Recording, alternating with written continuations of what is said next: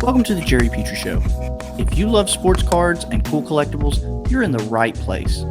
Whether you're a longtime collector or just getting started, we'll talk about rare finds, cool cards, and the stories behind them. Join us as we explore the world of collecting. Episode 16 featuring Daryl, but you might know him as Dr. Collectible. You know, they say an apple a day keeps the doctor away, but we wanted the doctor to come on down. Hey, appreciate y'all, man. Appreciate you, brother. Appreciate what you do for the hobby, man. Thank you for having me on. I'm excited. It's my first time. We always had great conversations. So to get it out there to the public, I think is dope. Yeah. So the doc's been a longtime friend. I think we've done 3 nationals together, more than a handful of shows. He's everywhere. He's on Instagram, TikTok, YouTube, jumping out of airplanes, just, working with major brands, just crazy stuff. So I thought he'd be a great guest. And Doc, give us a little brief introduction. Yeah, man. A little bit about myself. Like you say, my name is Daryl Gorner, go by Dr. Collectible. Originally from East St. Louis, Illinois. Moved to Atlanta like 15, 16 years ago. Decided to change my life. Also, a little bit of background on myself. I dance, I act, and also went to culinary school. So, my dad is a chef. Learned a lot from my mom growing up. So that just rubbed off a little bit on me to just be like multi-talented. I always wanted to do something. And my dad collects sports cars as well. So that kind of rubbed off on me. Now I look at myself, more into being more aggressive in the hobby like my dad was. And my dad's still aggressive, but I didn't understand the concept when I was young. I was just looking at these cards, looking at some of my favorite players, the shoes, not watching ESPN when I was young. So that's how I looked at their stats. That's how I knew what Kobe Bryant was averaging, his second or third year, compared to watching ESPN. I'm chilling eating cereal. So for me, the hobby was different for me younger. I collect a lot, video games, you name it, sneakers, collect a lot. But now, the last, I want to say like 6 to even like 7 years, just getting really in depth with my father and learning this hobby and for what it is. So like that's where I'm at, and kind of how this whole thing had like came about for me.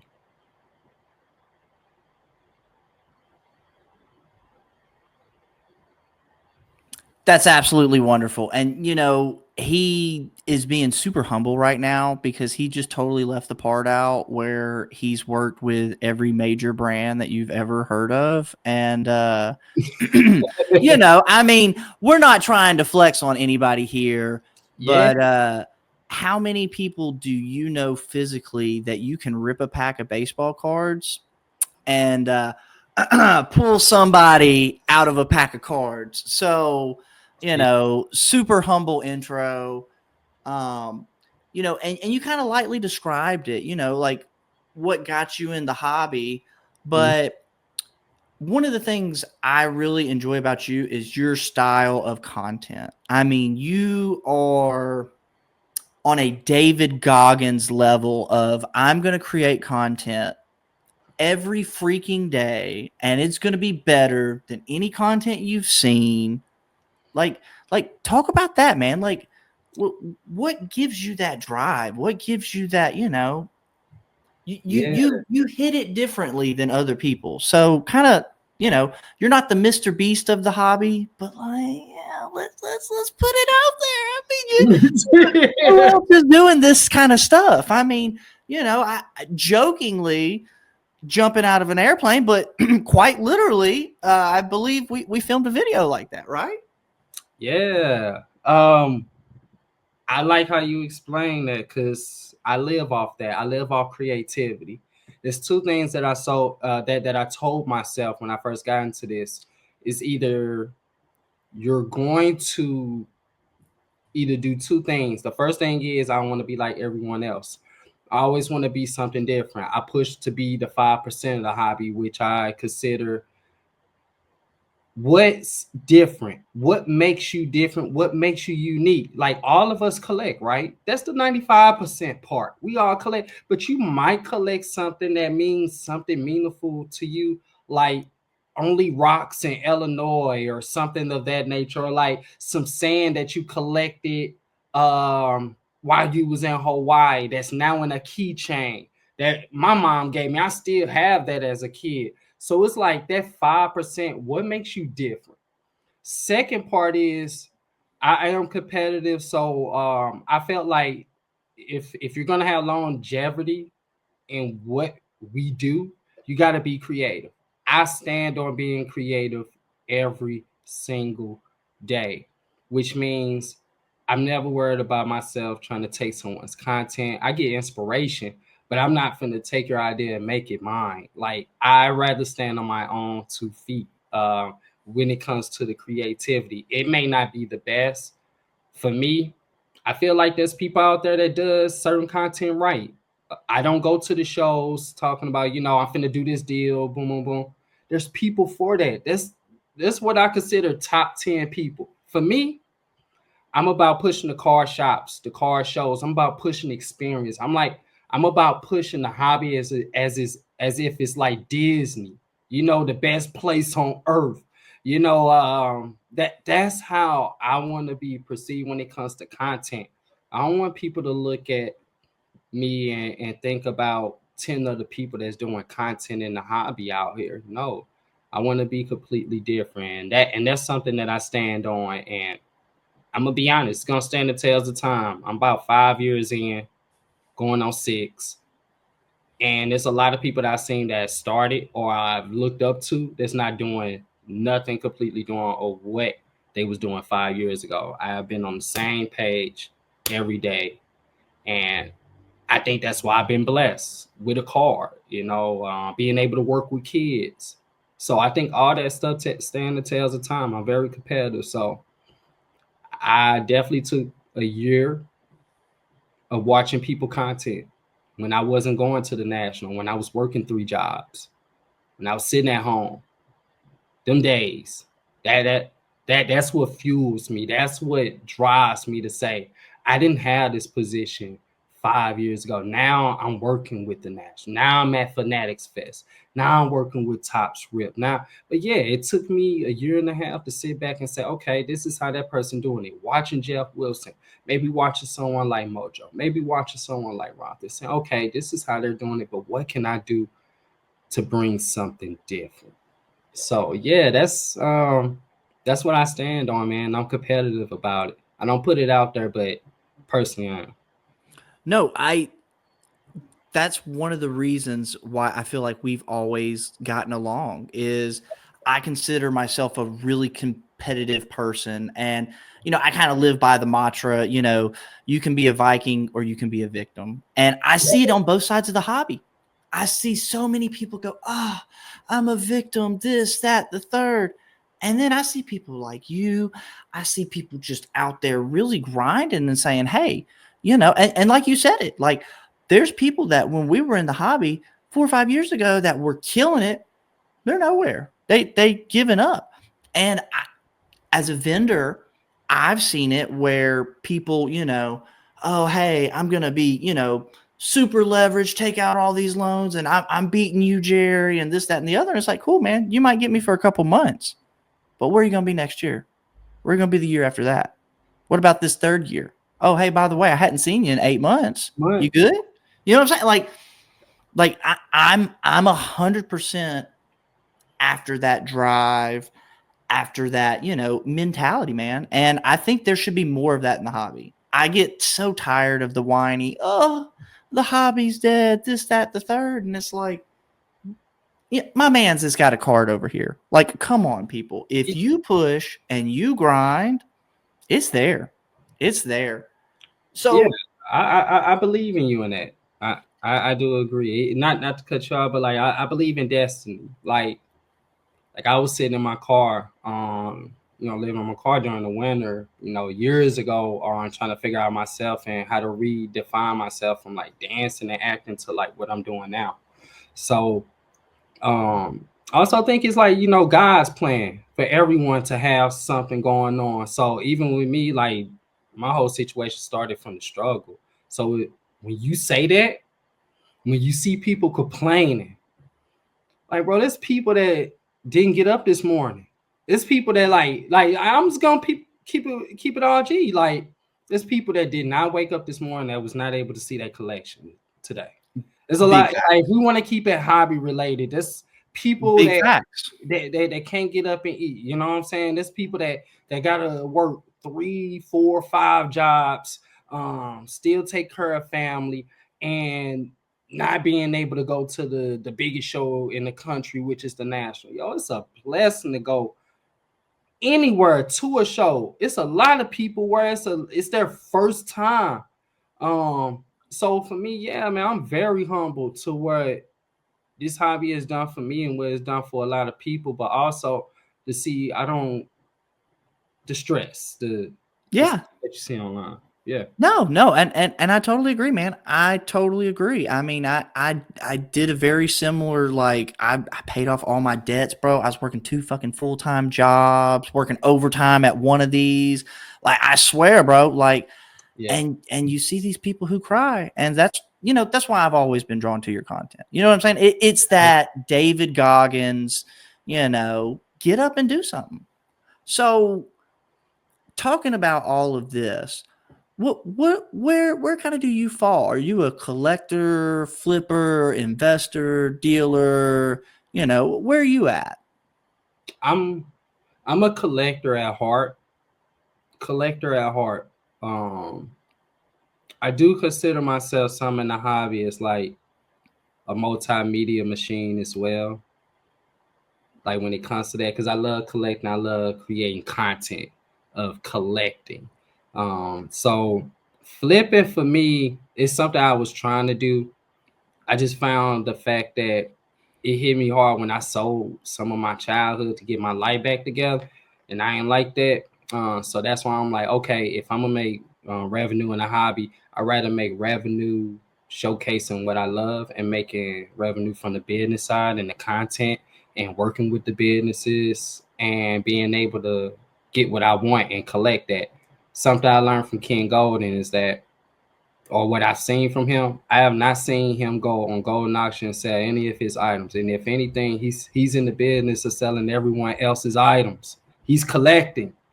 Usually hierarchy people are collecting. They're not, oh man, I got, they pissed off at Luca because he didn't. What are you flipping? 100%. No, 100%. It's like the stock market, So that's something that, me, Amani, Marcus, you, like, so many people have talked about, like, when you shoot for longevity, not the next 2 weeks, not the next, 3 games, when you think, okay, in 5 years, is this going to be relevant? 10 years, is this going to be relevant? Like, is this person a good person on the court, off the court, what have you? You know what I mean? Like, yeah. So I totally agree. And to the fact with like Ken Golden, like, you're 100% right. All of these guys, Ken Golden, Rick Probstein, Jeff Wilson, like, all these bigger entities, they're, yes, they do have content about, hey, we sold this, but this was Daryl's, this wasn't Jerry's, right? But damn, shout out Rick Probstein. What was it? 2 nationals ago, he had like 40, or now maybe it wasn't 40, but it was a third of the population of the 86 Fleer Jordans, right? You remember that? I mean, it was like he goes, hey, Ken Golden has a little arch of the 86 Fleers with the Jordan at the top, right? And he goes, but check this out. And it's just a massive amount. He goes, that's not even the whole amount. I've still got more. And it's like, bro. Yes. And you're right. Those guys are tucking stuff. Those guys and gals are tucking stuff away, putting stuff up, going, in 10 years, where's this going to be? So this kind of leads me to this. What kind of helps you determine of, what you're going to add to the collection, because I know you see cool stuff. I see your videos. You see cool stuff every day, bro. I mean, so how do you decide what do we tuck away, So for me, it's like is what I have a very personal preference. All right, so for the first couple years when I really got in the hobby, I was like, okay, I was spending. I had a habit. I had a bad habit of seeing something that I like and I gotta get it. I don't care if it took me the next paycheck, the 3 jobs I was working. I'm finna get that car. I will sometimes bid on a car on, let's say, a platform like eBay, and make sure that I win the bid at the end, and tell the seller, look, I will have the bread in about a week and a half. It's coming. I promise you that. This is me on Instagram. I ain't gonna lie to you. I message you just so you know who I am.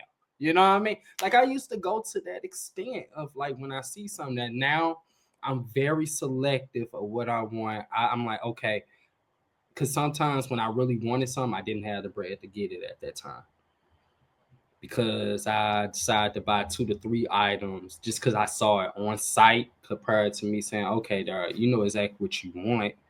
Just be patient. So I learned to have patience with myself with collecting, because just spending money just to be spending it.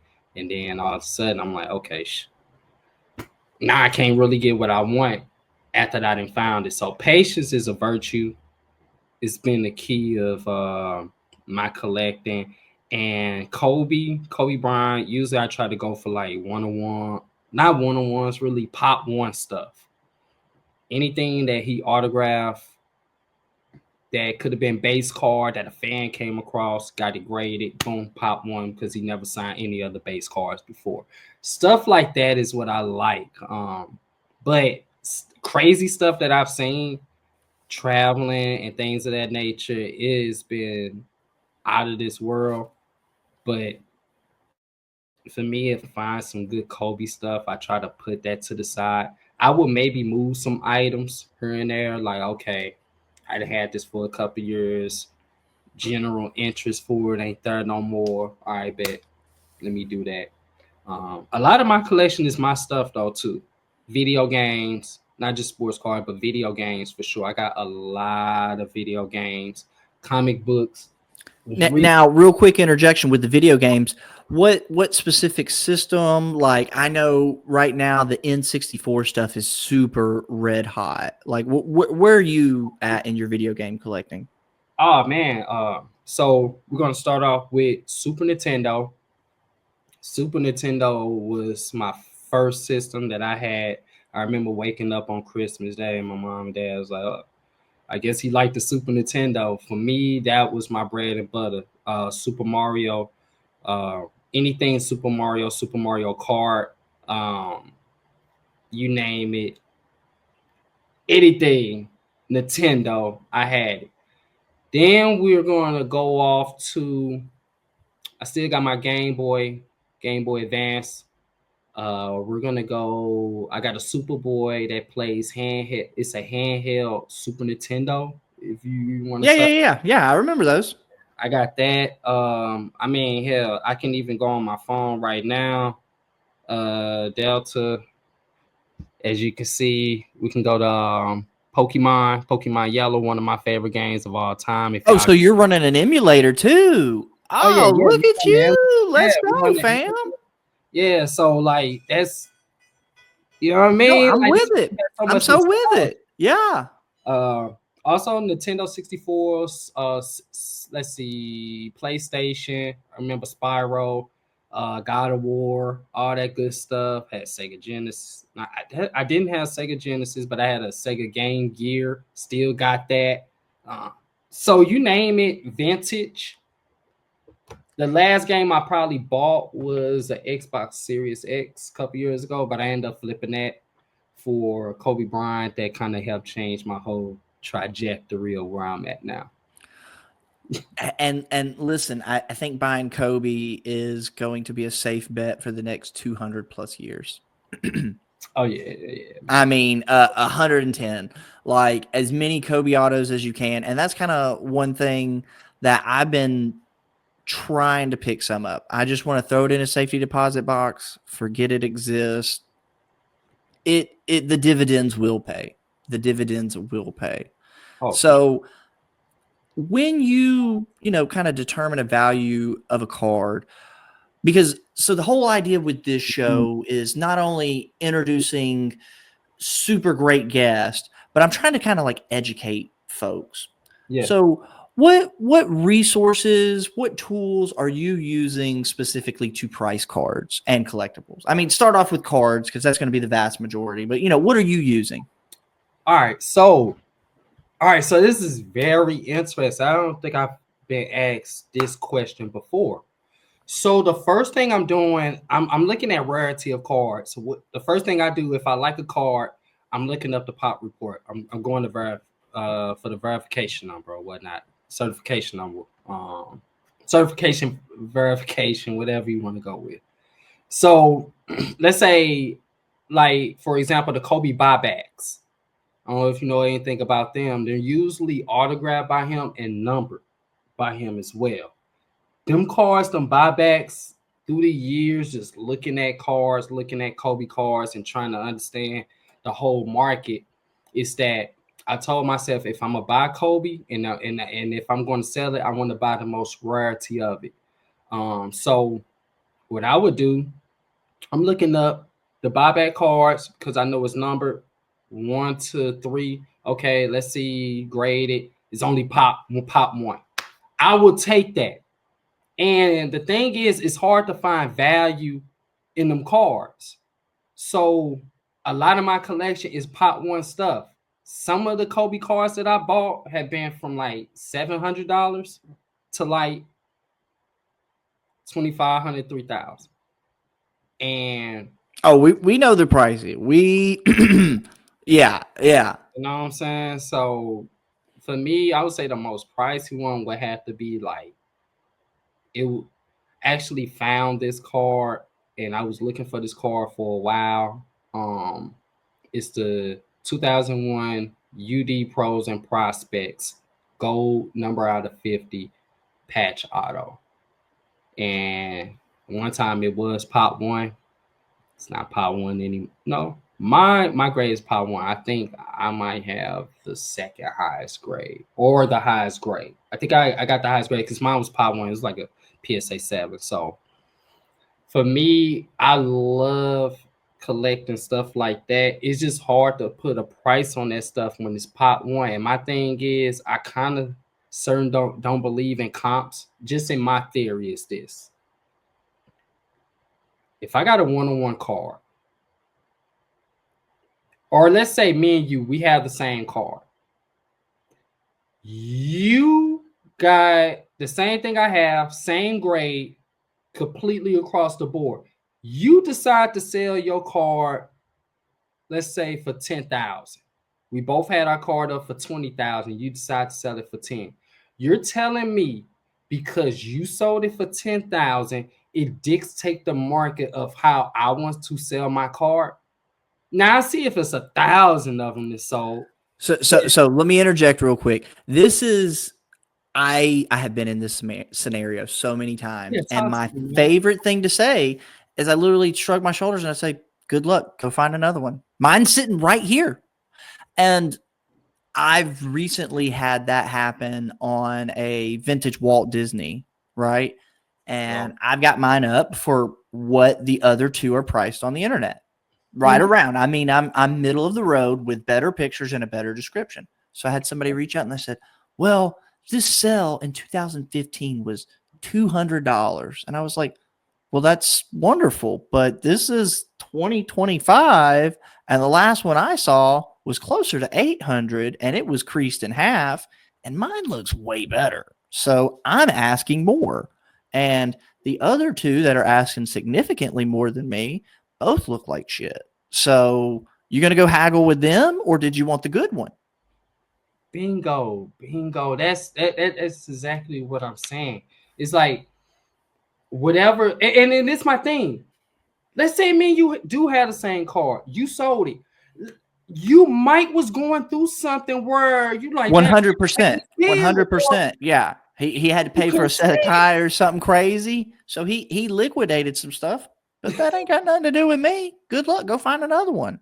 You go buy another one at 10 grand because you can't find one. You're going to try to haggle me, and I'm not playing game. Bingo, man. So what products, what services do you use? I mean, are you I don't want to put words in your mouth. Are you like an eBay? Are you a card ladder? What do you use as far as So your pricing? I have it's a what I call is called, how should I consider it, a method of madness. Something I taught my cousin. So the first thing I do when I really want somewhere, if I see a card, the first thing I'm doing, okay, pop report, right?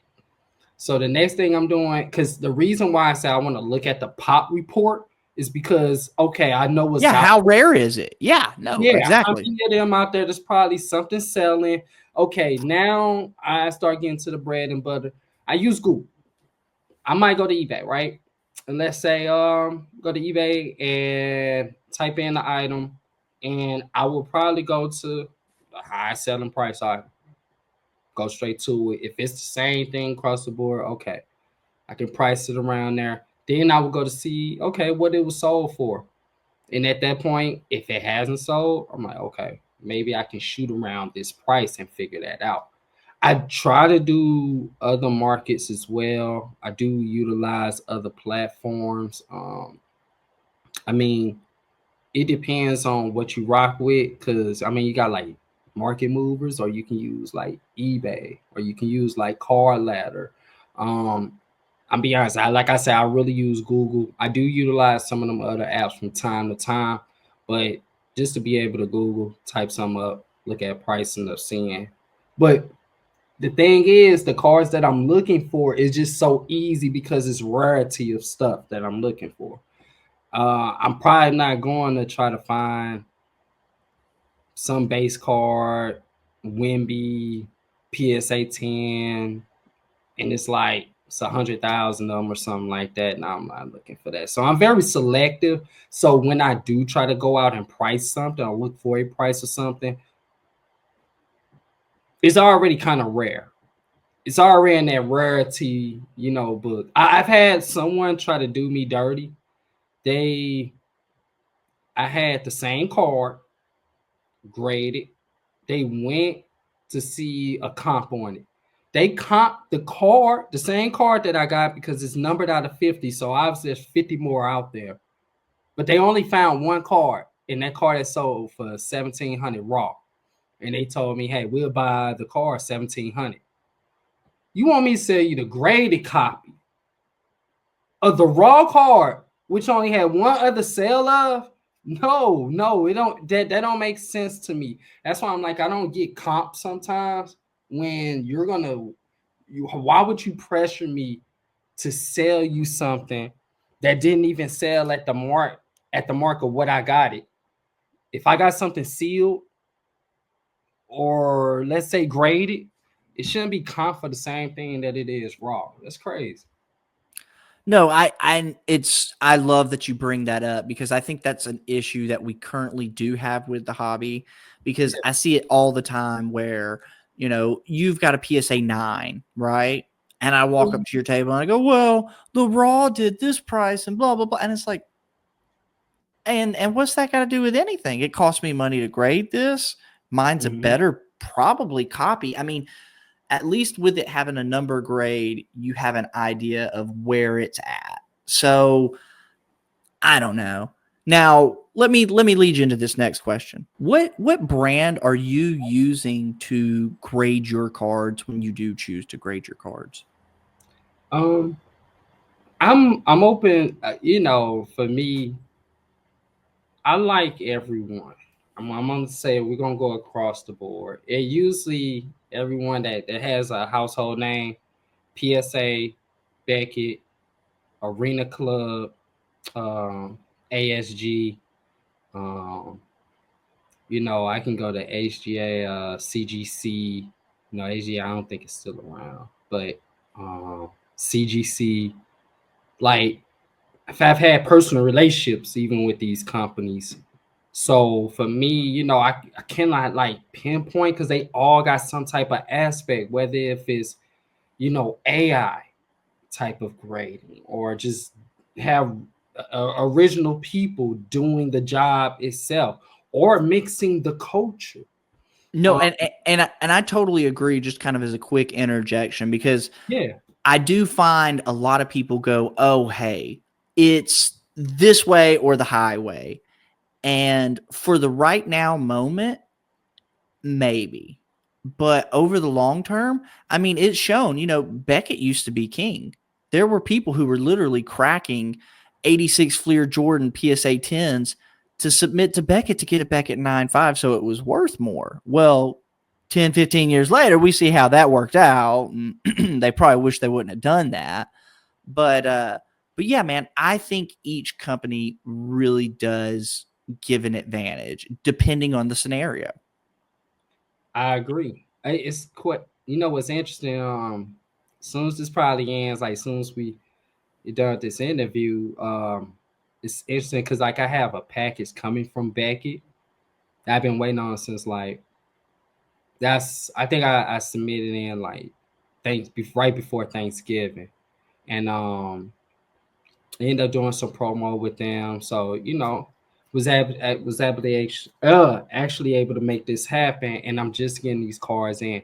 FedEx said they knocked at my door twice, and for some reason I'm here, and they didn't just come to the door. So I got it ready for pickup, and the interesting part is that I guess I'm going to say here, one of the cards that I got graded was a card that I received from the Van City Car Show, which was a card signed by Brad the Hitman Hart.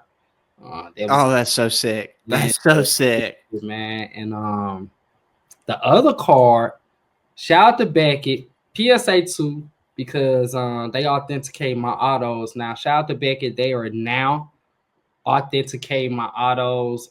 This is my first time putting this out, so I think it's a dope thing. So I actually got my car sent off, and it's graded and authenticated as well with a grade. So does this mean I have a shot at a Beckett Black Label auto potentially? Yes. So this is the amazing part. Like it is possible now because they have Beckett have now authenticated my auto. I had to do I had to fill out some paperwork. I had to sign my name out like 8 to 9 different times. But yeah, That's sick. That's sick. Black That's Label so is sick. Black Label could be available. So the thing I was doing, I ain't gonna lie, I'm spending you a lot of information that's gonna be coming. Let's get it. Come on. So this is my plan. So everyone that has my card, but also have an autographed copy of it, because like at one time you was not able to get that card graded or the authentication of the auto. First off, I ripped like so many of those boxes and still didn't pull the base card. So, Uh, you know what I'm saying? Like, let's get real. don't feel bad. I haven't even pulled it myself, even though Todd sent me like a few of them, but I didn't get a chance to even rip it myself, man. So, but yeah, now I can definitely get authenticated through PSA and as well through Beckett. So for all my people out there that I did sign a card for, congratulations. You can get you a Black Label on the Beckett possibly, or you know, you can get you a 10 on that auto with PSA. So Now, fingers crossed. You were given like the perfect autos every time, right? yeah, man. I ain't gonna lie though. The grade I got, because I know my grades from this past Yeah. I'm gonna do some content. I was like, God, like the grade I got, you would make it think I don't know how to sign my own auto. I was like, yeah. I was like, Now, hold on.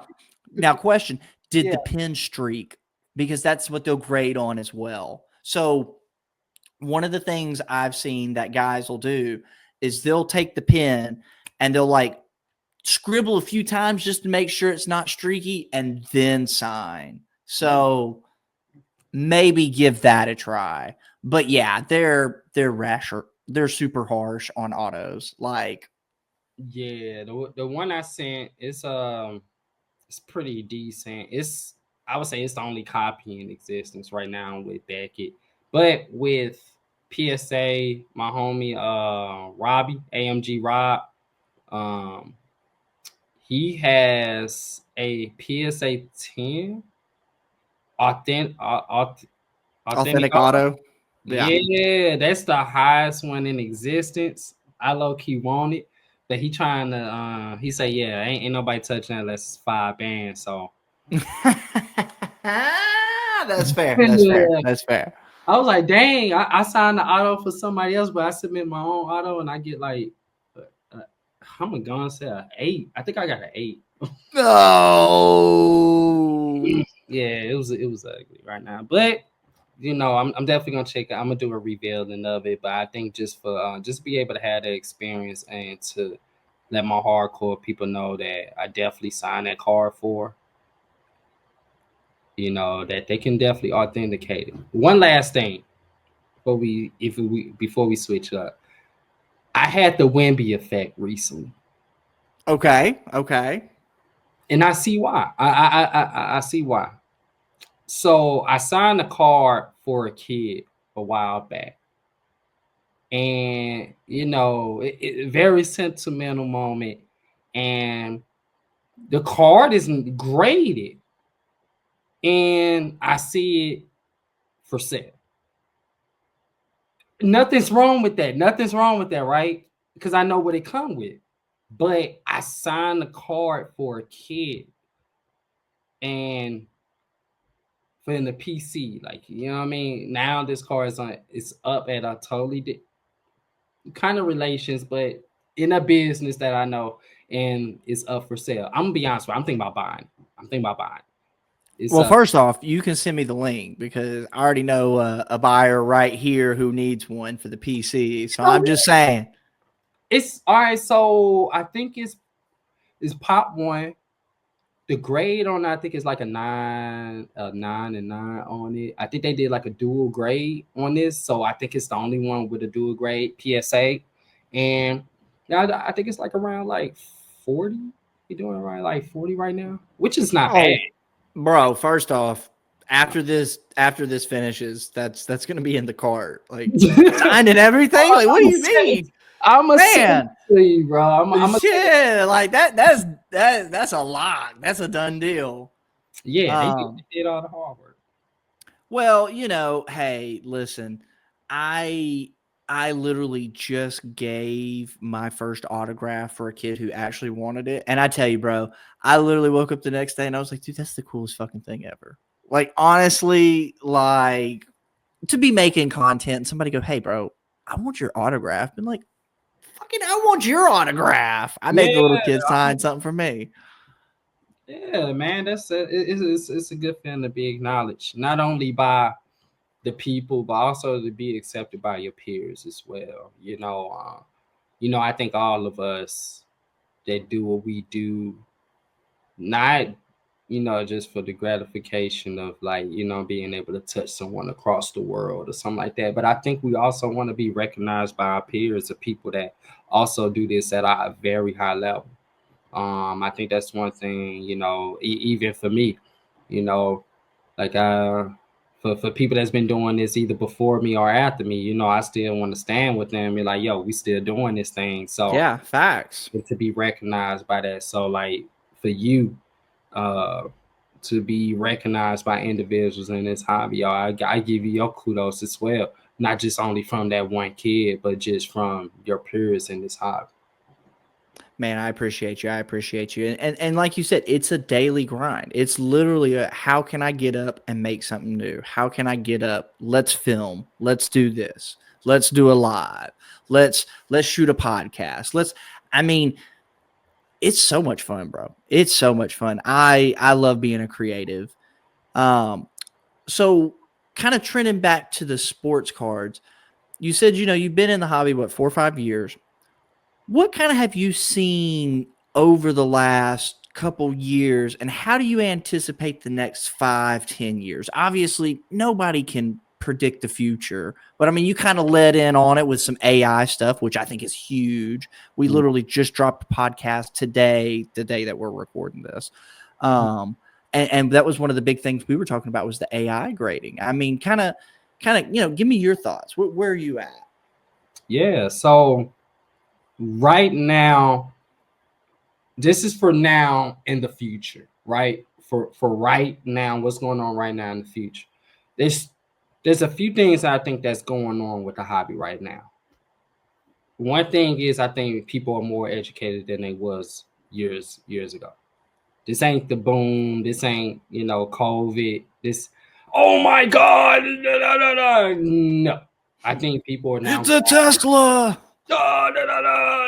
Like, like if I had sound effects, like, yeah, that would. Bro, yes. So, yeah, I think that's where we're at. But that's where we used to be at. But now I think people are more educated. I think people are more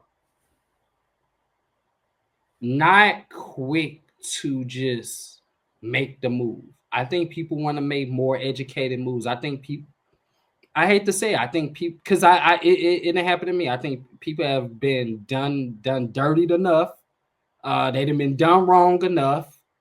They didn't probably, had an item stolen, like all. Dog, there is sketchy people out there. I mean, honestly, like vendors, people, dealers, like I've seen shops do people dirty, and I'm sitting there like, my God, like, and thankfully for me, the spot that I'm in, the couple shops that we have here are super great, super honest. But bro, I've seen some people do some shady shit, and I'm literally like, bro, how can you live with yourself? I don't know, man. I'm the one who stretches it. When a little kid comes to my table, bro, I pull comps out. I'm showing mom, dad, grandma, whoever. Yeah, bro, the last one did 20. I'm asking 15. What's he want it for? $10? Like, you know what I'm saying? Like, when you build that trust with the little kid, a lot of times what I've experienced is, mom, dad, grandma, whoever, hey, you were helping little Billy out over here, bro. I'm about to drop $200 with you on this. I've always wanted one of these. It's like, yes. Yeah, that's why I think it's the right thing, because I got done wrong early in the hobby in many ways. And like, when I first got into it, I had great experiences. And there's a few people that gave me a great experience. And something I told myself was that, what if my first couple of experiences was just horrible and I found out that I got done wrong or I got cheated on this deal? I probably wouldn't be DoctorCollectible, bro. I'm just gonna be honest with you. Early on, I probably would have been like, man, scrap this. I ain't finna deal with that. But like, because of me having great experiences, it like helped mold me become what I am today. So it's like, when I tell people, now we talking about the future aspect, I'm just gonna go deep into it. We don't know what kid, boy or girl that you see out there is gonna be a next card show owner, next card shop owner, anything of that nature that's gonna help expedite this hobby, that's gonna help push this hobby. Yeah, push the longevity. Yes. You know what I'm saying? So yeah, you do that kid wrong, you might have messed up the future owner of a car show that could have helped many ethnicities get jobs, opportunity, content creating to vendor opportunities. Yeah, well, not even that. I mean, I always tell mom, dad that this is the most positive hobby for children because you get good at communication skills. You get good at math. You get good at history. You start learning, oh, hey, wait, this is relevant because, this Mickey Mantle came from Wonder Bread and like all this. you start really developing business strategies that a lot of people don't gain until their 50s, 60s. And then, it puts a mindset of, I could go spend $5 on this Starbucks, or I could put $5 in the market here, and I think I could turn that 5 into a 20. Rinse, recycle, repeat. Rinse, recycle, repeat. And like, I totally agree. I think, when you do treat those kids right, you're kind of paying into your own retirement almost, because like you said, you don't know who that could be, the future promoter of a show, shop owner, new business venture. You never know. I mean, I don't know if you're aware, but like, we've got brands like Tag, they're now putting out pods, but it's really kind of like a vending machine that you could put a card in and you get a graded card out. Like, mind blowing achievements. Shout out to Tag, man. I mean, shout out to Tag. And I really want to say shout out to, what was it, AGS, because I think they were the first one to put the AI on the map. I mean, honestly, so it takes those people to start something different, and it can completely change the game. And I think a lot of people right now have negativity towards like fanatics and some of that stuff. But you see stuff like Hobby Rip Night. You see all these just wonderful things that, shout out Michael Rubin. He is really, a lot of people shit on him, but he's doing great stuff, in my opinion. I think for longevity purposes, at least. I'm put it like this, man. You ain't gonna make everyone happy. That guy, to me personally, was like, I mean, shoot, I'm gonna put this thing on my back and try to take it as far as I can. Like, I don't no ill will towards him at all. Like, I have had nothing but great experiences with him. I mean, nothing but opportunity. Being able to, be on the card, or do media at Fanatics Fest. Have my own card, like, working with Tops Rip, which is the newsletter. Shout out to Well, I them. mean, Fanatics Fest alone, like, that was literally like the World Series of collectibles. That was the craziest thing that I mean, listen, don't get me wrong. I love National. They do a great job. It's a wonderful, life-changing experience. But bro, Fanatics Fest in New York? Hoo-hoo-wee, bro. Yeah, It was a movie. It was a movie. I think I might have to. I like how you broke it down. I think I will go World Series, because usually I call the National the Super Bowl of the hobby, like when it comes to car shows. But that there was like, yeah, that was like a World Series. That was like 7 games. You know what I'm saying? Like, it was a long week for a lot of people. Bro, it was too short in my book. It was so much fun. I mean, it was. I agree. So you are very influential. If you were talking to someone who's new and they go, "Hey, I've got eBay, I've got whatnot, I can buy from Macari." What role do you think card shows, conventions kind of play in the sports card community? Or not even sports cards, just the card community, because that includes Pokemon and all that as well. They are the gateway to the hobby. Like, me being from St. Louis, like, St. Louis is the gateway to the West. Car shows, the car shops is the gateway to the hobby, to understand it more, to get a connection. Like, not what you see on the internet. There's a lot of people that talk mad crap about people on the internet, but I go to a lot of shows and I don't see a lot of folks. So a lot of people that's happy out here, that's having a great time, is usually going to the shows, usually going to the shops, usually having fun, usually going out.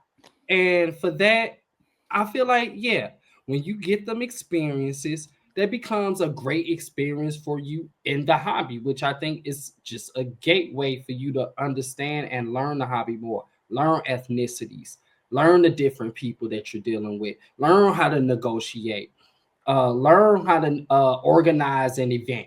Let's say you want to do a trade night or you want to partner with a car show or the car shop. Like there's so many things that you can do. So for me, yeah, they have played a big part in this. And for me, I personally didn't visit a car shop until I was about 23, 24. And it was Dave's Sports Cars. Shout out to Dave's Sports Cars out here in Georgia. Gave me my first experience. I'm from East St. Louis, so we didn't have a car shop in my city of East St. Louis. You know, it's a rough city. It's not much going on besides, you know, you got the athletes out there, guys like Darius Miles that came out there. So for me, being from East St. Louis and not experiencing a car shop, like I experienced the hobby through my father because he had cars, but we never went to a car shop. It's stuff that he grew up on, that he had as a kid. So yeah, they play a big part, man. So for somebody like me that was a late bloomer in the experience of experiencing a car shop and now visiting some of the best car shops in the country, Dave's Sports Cars will help spark that experience. So, yo, shout out to him. And I think for what you said, they play a big part. It's just I think they the gateway to understanding the hobby or getting that experience. Like if you want to go to amusement park, you think about Six Flags, right? You know, you think about Disney World, you know, Disneyland, whatever it is, Silver Stars. I don't know, but what I'm saying is, it's the gateway to the attraction that you want, the entertainment. So yeah, I think they play a big part, brother. I think they do. No, I would totally agree. I would agree with everything you said. And when I jumped back into the hobby, because as a child, I'm super fortunate. The place that we're in has quite a few comic shops, card shops, and all that. But as I got back into the hobby as an adult, I have shout out Champ Sports Cards, Huntsville, Alabama. If I didn't have such a great experience with him, with the educational factor, because literally, I mean, shout out, he's the GOAT, literally has saved my butt so many times. I mean, I was trying to buy like an 86 Fleer Jordan off of somebody. I was like, bro, it just kind of looks sketchy. He goes, tell him, pull up on us. He goes, I can look at it in 5 seconds and tell you whether it's real or fake. He said, don't do a deal without them bringing up here. And then the moment I go, hey, yeah, pull up on my homie shop, you know, this, that, and the other. Nah, we can't do no deal. It's like, bet. So I totally agree with you, man. The education's a big deal. A good shop's a big deal. The shows are a gateway. Yeah, I mean, I totally agree. So give us kind of a little like last piece, man. You know, I really appreciate you coming on. This has been a great time. I think this has been a fun educational experience. And bro, it's always good chopping it up with you. Kind of give us some last words. I'm be very, very cautious with last word because first off, it's not going to be the last time. You already know we got you coming on some other stuff too. So this ain't the last time, you know. Nah, I appreciate that. It's because like, you know, you want to make sense to the people that are viewing, right? I'm gonna be honest, I'm not the best talker, I'm not the best public speaker. I've been clowned about what I have said in the past, but I still stand on that stuff because it's either still on my page or anything of that nature. So for me, last words would be to stand on business. Stand on what you want to stand on, even if they don't understand it yet. There was a lot of people that laughed at me when I went to my first car show with a doctor's jacket on. But I knew it would turn heads. I knew they'd say, who the hell is this dude here? Now, majority of the time, I don't hear who is that guy. Who is Dr. Collectible? No, they try to dap you up. Let's get a photo. What up, Doc? The narrative has Facts. changed. You know what I'm saying? Yeah, it ain't who is he, is what's up now. So if you're gonna do something and you're gonna be different, be consistent. Cause you don't never know when whatever that opportunity is. It's something I heard J. Cole say when something like this, if you knew the 11th time, if you stopped at the 7th, but if you knew at the 11th time that you was gonna win, would you have stopped? You know what I mean? Like, would you have Facts. stopped? So No, words to live by. yeah, man, I live on that. So I think for last words, it would be that, man. Stand on business, stand on what you want to do, and be consistent to the point the narratives change anyway, without you having to do it. History gonna tell it. Let's go. Let's go. All right, now tell the people, where can we find you? Ah man, Dr. Collectible, Instagram, TikTok, YouTube, X, Twitter, whatever you want to call it. I still call it Twitter. Dot Collectibles as well. You can add me Collect Crunch, my cereal brand got coming out soon. You can add that page. I got Doc's Hobby Shop. I got a few pages that I run. Cooking with Grease. That's a whole nother entertainment page. So you follow Dr. Collectible, you're able to find majority of them other outlets because they through me. So Let's go. Let's go. Everybody, if you don't know who this man is, you've been under a rock. Let's get you out from under that rock. Now, everybody, remember, this is the Jerry Pitre Show. Whether you love sports cards or cool collectibles, you're in the right place. Like, follow, share, subscribe, and we out of here. Peace.